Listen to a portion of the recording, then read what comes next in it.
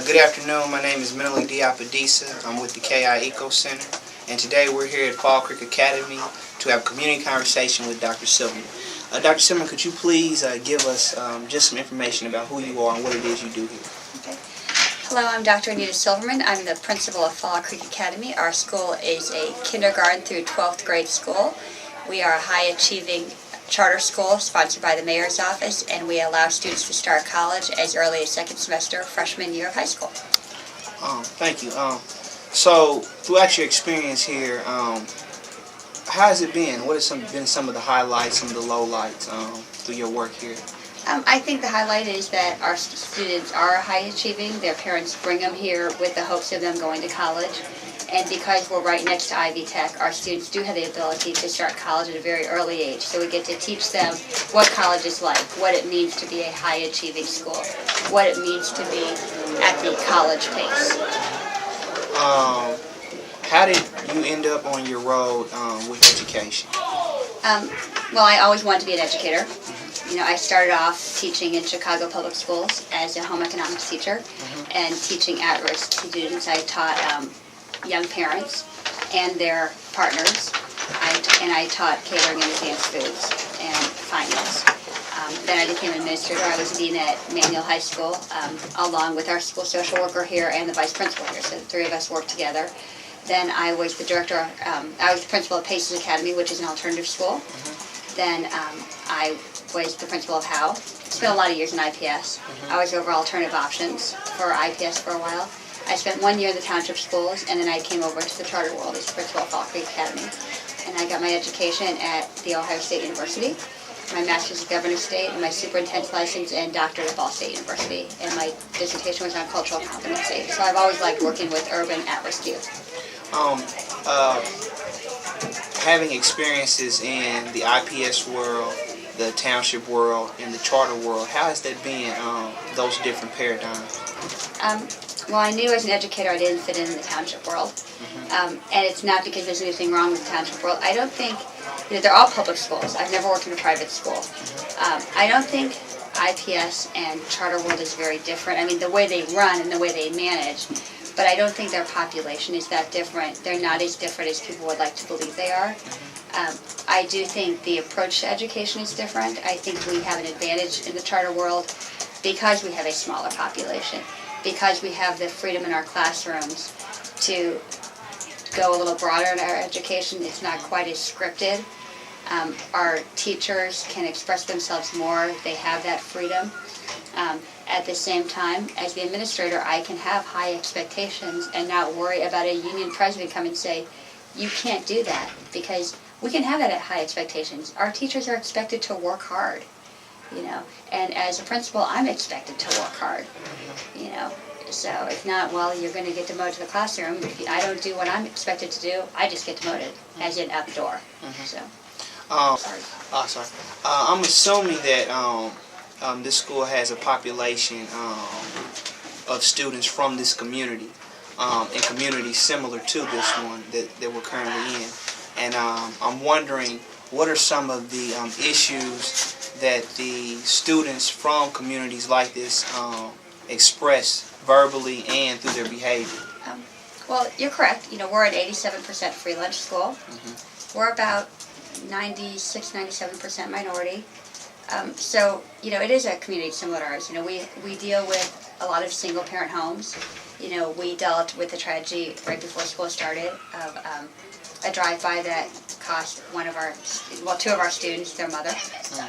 You know, a grandmother that, you know, spent some time in the hospital. It was all over the news. So, you know, our student body knew about it. So not only did it affect those students, but it affected the family. You know, we deal with students that when a family member is sick, their doctor's office is Wishart Hospital. You know, it's not going to the doctor's office. They go to the emergency room for an ear infection because they don't have a doctor's office to go to. And so, you know, they go to the emergency room for what would be a medical doctor. The whole family goes. So that means a child misses school.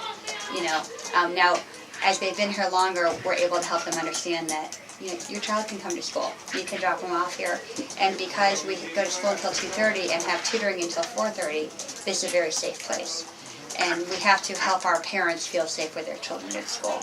You know, we're proud that we have a good attendance rate. You know, last year we were at like 97.9 or something attendance rate. We have a lot of children that are on our free and reduced lunch program. You know, yesterday we had a really cold day, and we had students saying, well, why don't you close?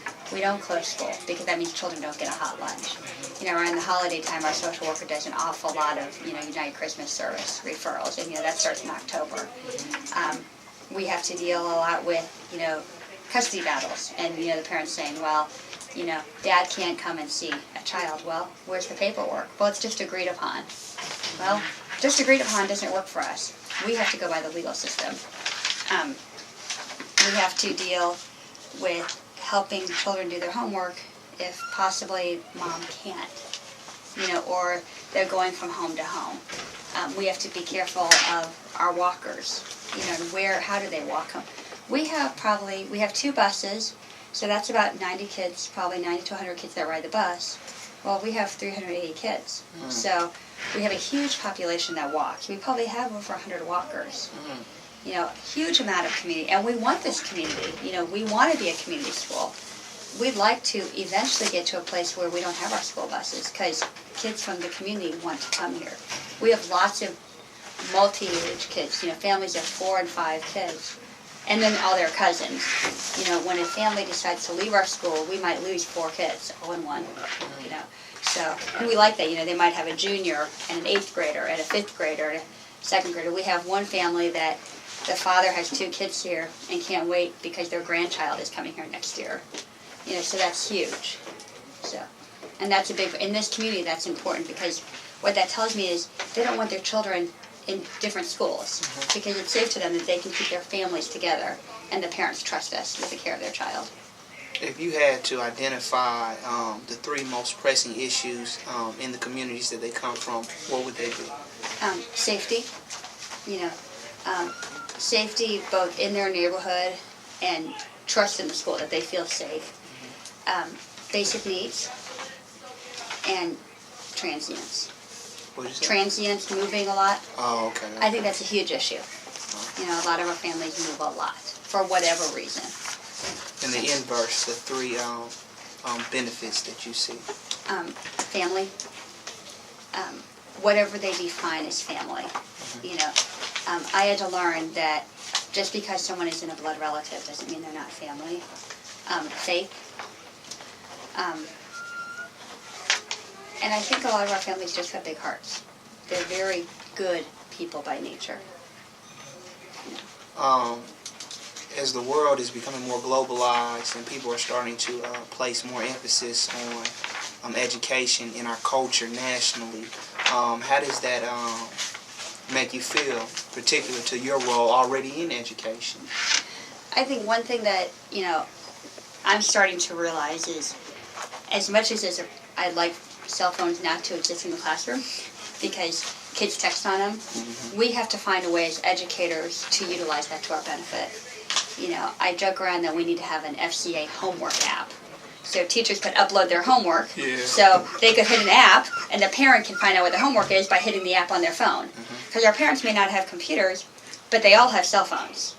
You know, and so if they can hit an app to find out their child's homework, then we're utilizing their phones. If kids could use their phones to their advantage, you know, even if their phone starts buzzing because they're not paying attention to class. You know, text comes up and says, you know, all the teacher has to do is like have their seating chart, and they hit their phone and it says, pay attention, because their phone's on their desk. You know, let's utilize the technology instead of fight the technology. I think it's important because, you know, like the iPads are expensive now, but I believe that right by the time the class of 2020, which is 3rd grade right now, gets to high school, an iPad is going to be something you buy at Target instead of a spiral notebook. You know, school supply lists come out, you know, get the update for your iPad.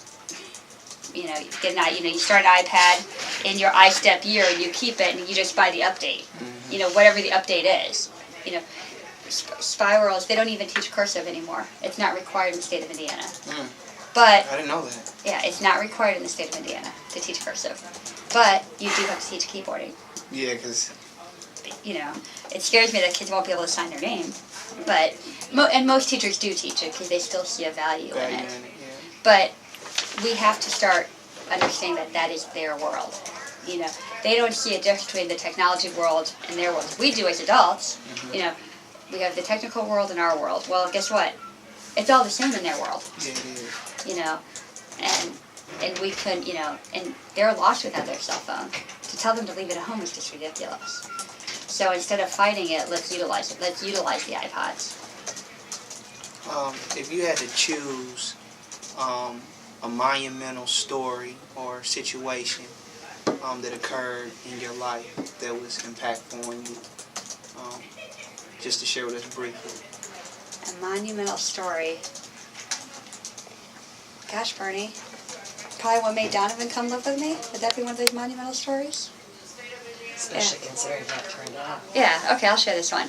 I have, my oldest son is a foster son, and he was a student with me at Pace Academy, which was an alternative school, and my social worker, she's sitting over there, you can't see her, but I'll point over there so they know that she's in the movie. But he was at Pace Academy, and that year he went through, 6 foster homes in like 2 months. He was awful, but he would do things to get kicked out of these foster homes. And his mom has a history of writing bad checks. That's just her thing. And now, to give you an idea, he has older siblings, and his mom's about 35 right now. He's about to turn 21. He has one older sibling. That just gives you an idea. And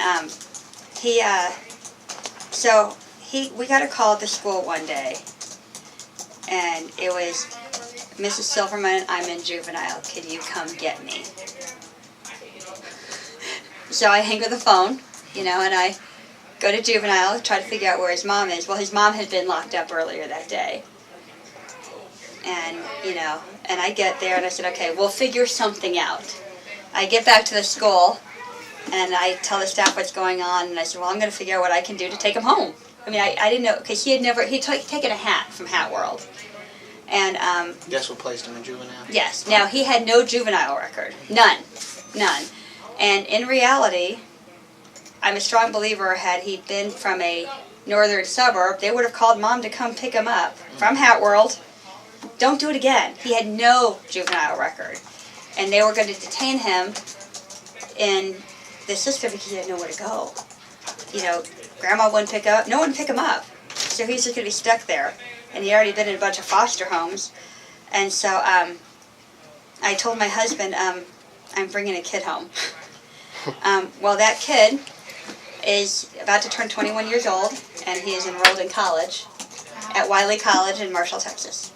So that's probably, and I didn't raise him by myself. There were quite a few. My secretary out here helped raise him. Bertie has helped raise him. There's a teacher that has retired, Terry Clark, who lives in this vicinity. She helped raise him. And there's a whole lot of moms in his life, but he's now very much a part of my family. You know, and so that's probably a monumental story. That is a monumental story. So, and he wasn't supposed to make it. You know, matter of fact, right now, he's home from college, and I said, are you going to visit any family here? And he said, I have. I'm staying with my family. You know, he calls me Ma, you know. It's Ma and Lou. He calls my husband still by his first name. But I call my father M. Yeah, so he still calls my husband by his first name, but he doesn't call me Anita anymore. He calls me Ma. So we asked to adopt him. You know, we said, you know, around 16, I said, you know, you want to make this official? And he said, you know, and it would have risked losing his college benefits. He said, I don't need a piece of paper to call you Mom. So that was pretty cool. So that's probably my monumental story. One last question. Is there anything that you would like to say, ask, or? I think this school is big for this community.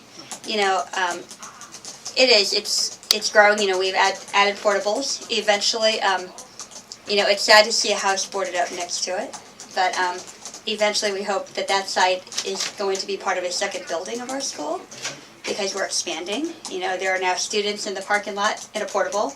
We have ordered 2 more portables, so we are expanding.